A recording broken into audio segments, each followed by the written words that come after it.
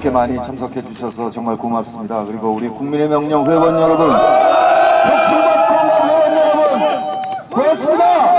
우리는 이깁니다. 꼭 참여해 주십시오. 네, 조금 전 12시에 김정일 국방위원장이 12월 17일에 세상을 떠났다는 소식을 들었습니다. 김 위원장은 김대중 대통령과 노무현 대통령 두 분과 머리를 맞대고 한반도의 평화 공전과 상호 번영을 위해서 6.15 선언과 14선언을 발표했습니다.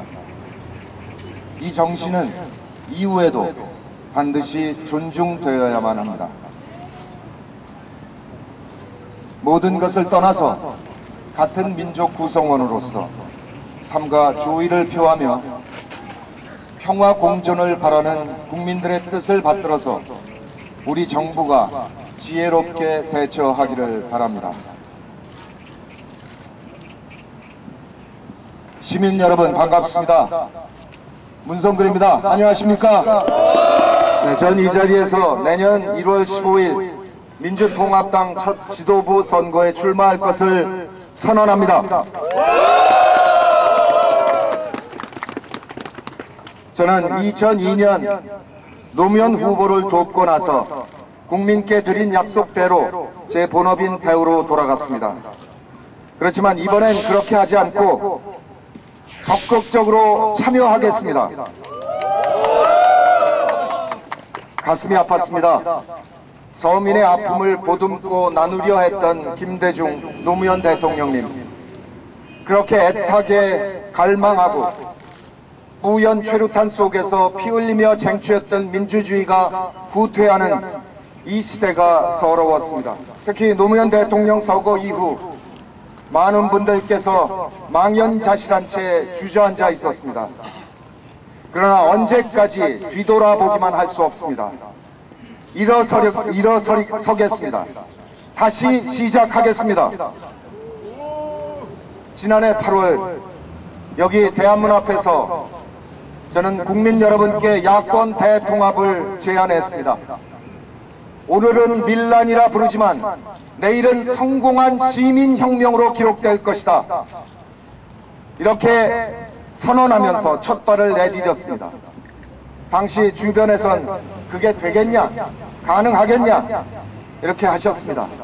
그런데 지난 8월 문재인 노무현재단 이사장, 이해찬 전 총리, 김두관 경남도지사, 그리고 서울시장 선거 즈음에서는 박원순 시장까지 합류했고 마지막에 한국노총까지 합쳐서 엊그제 민주통합당이 출범했습니다. 국민 여러분께서 바란 대로 완전한 대통합을 아직까지는 이루지 못하고 있지만 그 점 송구스럽지만 그래도 이만큼 전진했다 자부합니다. 100만 국민의 명령 운동을 하면서 전국 곳곳에서 시민들을 만났습니다. 경기도 부천시에 가니까 2008년도에 일어난 촛불 시민들이 아직도 촛불을 들고 계셨습니다. 다들 평범한 시민들입니다. 그분들이 이 추운 거리에서 몇 년씩이나 촛불을 들고 서 있게 한 것은 무엇 때문일까? 인천의 시장에서 만난 아저씨는 평범하고 소박하게 사는 것이 이렇게 어려울 줄 몰랐다고 하셨고, 파주에서 만난 한 아주머니는 삶이 무너지고 있다. 제발 살게 좀 해달라. 저를 붙들고 눈물로 하소연을 하셨습니다. 힘든 세상살이에 지친 사람들이 점점 늘어만 가고 있습니다. 정치는 모든 약자를 보호할 의무가 있습니다. 우리 국민들이 정치권에 보내는 메시지는 분명합니다. 새로운 변화, 진정한 변화를 만들어 달라는 것입니다. 바로 그 국민들의 요구와 생각이, 그것이 바로 우리의 정책이고 저의 비전이고 꿈입니다. 저희 혁신과 통합은 통합 과정에서 민주당에게 어떠한 지분도 요구하지 않았습니다. 그저 정당 혁신만 강조했습니다. 시민과 정당 사이의 높은 경계를 허물고 직접 민주주의를 실현하자.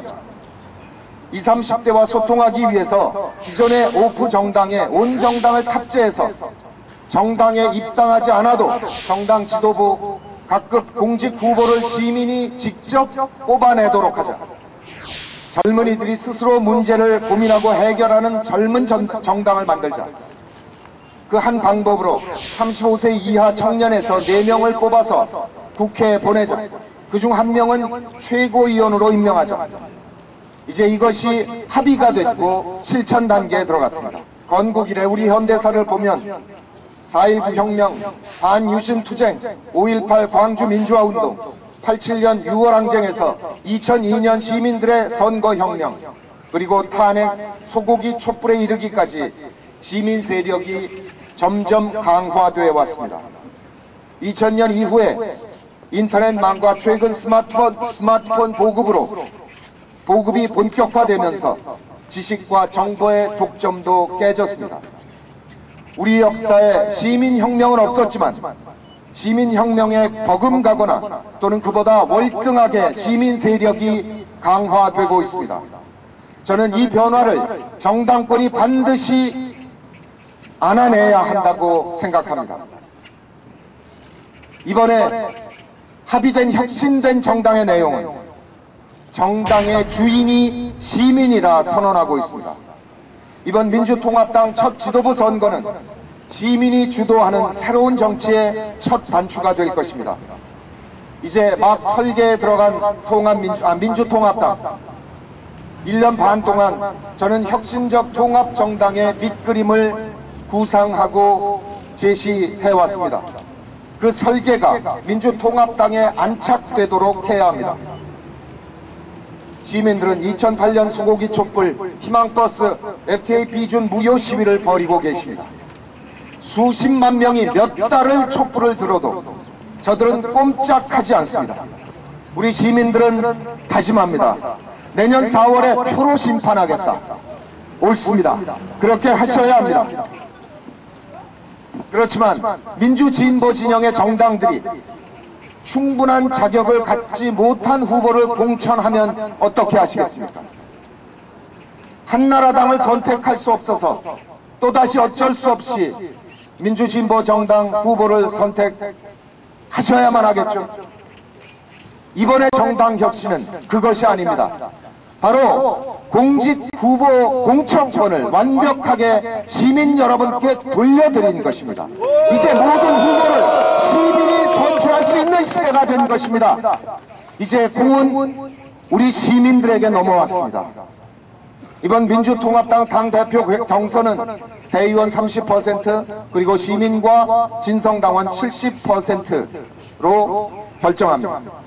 내년 4월 국회의원 총선에서도 원칙적으로 100% 시민 참여 경선으로 후보를 공천할 것입니다. 지난 87년 6월 항쟁에서 우리는 직선 쟁취를 해냈습니다. 선거 제도의 민주화를 이루었습니다.